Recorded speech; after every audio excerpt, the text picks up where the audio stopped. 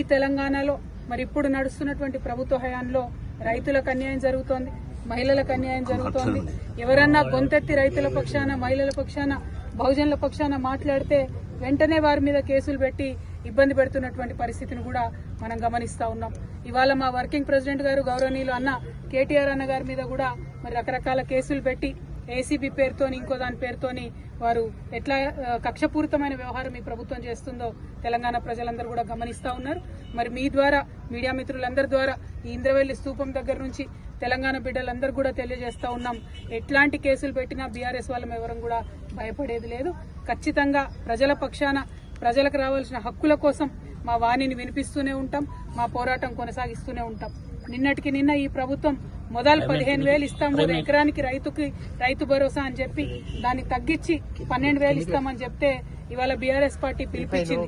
రాష్ట్ర వ్యాప్తంగా మేము రైతుల పక్షాన ధర్నా చేస్తామని చెప్పి మరి బీఆర్ఎస్ పిలుపుతోని భయపడ్డటువంటి ప్రభుత్వం మరి ఇటువంటి కక్షపూరితమైనటువంటి కేసులతో వేధించేటటువంటి కార్యక్రమం పెట్టుకున్నది. ఈ విషయాన్ని ప్రజలందరూ కూడా గమనిస్తా ఉన్నారు. ప్రజా కోర్టులో ఈ కాంగ్రెస్ ప్రభుత్వానికి శిక్ష తప్పదని కూడా ఇంద్రవెల్లి స్తూపం దగ్గర నుంచి మేము చాలా సగర్వంగా తెలియజేస్తా ఉన్నాం. Thank you. జై తెలంగాణ, జై తెలంగాణ. ఈ తెలంగాణలో మరి ఇప్పుడు నడుస్తున్నటువంటి ప్రభుత్వ హయాంలో రైతులకు అన్యాయం జరుగుతోంది, మహిళలకు అన్యాయం జరుగుతోంది.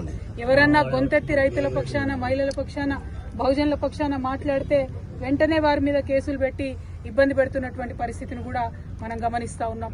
ఇవాళ మా వర్కింగ్ ప్రెసిడెంట్ గారు గౌరవనీయులు అన్న కేటీఆర్ అన్న గారి మీద కూడా మరి రకరకాల కేసులు పెట్టి ఏసీబీ పేరుతోని ఇంకో దాని పేరుతోని వారు ఎట్లా కక్షపూరితమైన వ్యవహారం ఈ ప్రభుత్వం చేస్తుందో తెలంగాణ ప్రజలందరూ కూడా గమనిస్తా ఉన్నారు. మరి మీ ద్వారా, మీడియా మిత్రులందరి ద్వారా ఈ ఇంద్రవెల్లి స్తూపం దగ్గర నుంచి తెలంగాణ బిడ్డలందరూ కూడా తెలియజేస్తా ఉన్నాం. ఎట్లాంటి కేసులు పెట్టినా బీఆర్ఎస్ వాళ్ళం ఎవరం కూడా భయపడేది లేదు. ఖచ్చితంగా ప్రజల పక్షాన, ప్రజలకు రావాల్సిన హక్కుల కోసం మా వాణిని వినిపిస్తూనే ఉంటాం, మా పోరాటం కొనసాగిస్తూనే ఉంటాం. నిన్నటికి నిన్న ఈ ప్రభుత్వం మొదలు 15,000 ఇస్తాం ఎకరానికి రైతు భరోసా అని చెప్పి దాన్ని తగ్గించి 12,000 ఇస్తామని చెప్తే ఇవాళ బీఆర్ఎస్ పార్టీ పిలిపించింది. రాష్ట్ర వ్యాప్తంగా మేము రైతుల పక్షాన ధర్నా చేస్తామని చెప్పి మరి బీఆర్ఎస్ పిలుపుతోని భయపడ్డటువంటి ప్రభుత్వం మరి ఇటువంటి కక్షపూరితమైనటువంటి కేసులతో వేధించేటటువంటి కార్యక్రమం పెట్టుకున్నది. ఈ విషయాన్ని ప్రజలందరూ కూడా గమనిస్తా ఉన్నారు. ప్రజా కోర్టులో ఈ కాంగ్రెస్ ప్రభుత్వానికి శిక్ష తప్పదని కూడా ఇంద్రవెల్లి స్తూపం దగ్గర నుంచి మేము చాలా సగర్వంగా తెలియజేస్తా ఉన్నాం. Thank you. జై తెలంగాణ, జై తెలంగాణ.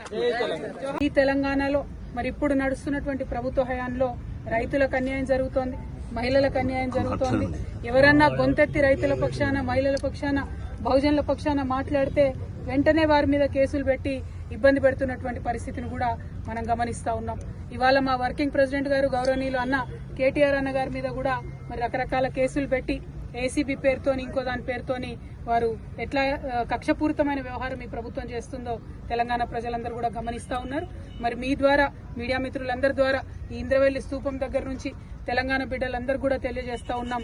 ఎట్లాంటి కేసులు పెట్టినా బీఆర్ఎస్ వాళ్ళం ఎవరం కూడా భయపడేది లేదు.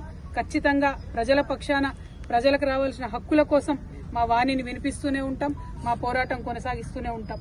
నిన్నటికి నిన్న ఈ ప్రభుత్వం మొదలు 15,000 ఇస్తాం ఎకరానికి రైతు భరోసా అని చెప్పి దాన్ని తగ్గించి 12,000 ఇస్తామని చెప్తే ఇవాళ బీఆర్ఎస్ పార్టీ పిలిపించింది. రాష్ట్ర వ్యాప్తంగా మేము రైతుల పక్షాన ధర్నా చేస్తామని చెప్పి మరి బీఆర్ఎస్ పిలుపుతోని భయపడ్డటువంటి ప్రభుత్వం మరి ఇటువంటి కక్షపూరితమైనటువంటి కేసులతో వేధించేటటువంటి కార్యక్రమం పెట్టుకున్నది. ఈ విషయాన్ని ప్రజలందరూ కూడా గమనిస్తా ఉన్నారు. ప్రజా కోర్టులో ఈ కాంగ్రెస్ ప్రభుత్వానికి శిక్ష తప్పదని కూడా ఇంద్రవెల్లి స్తూపం దగ్గర నుంచి మేము చాలా సగర్వంగా తెలియజేస్తా ఉన్నాం. Thank you. జై తెలంగాణ, జై తెలంగాణ.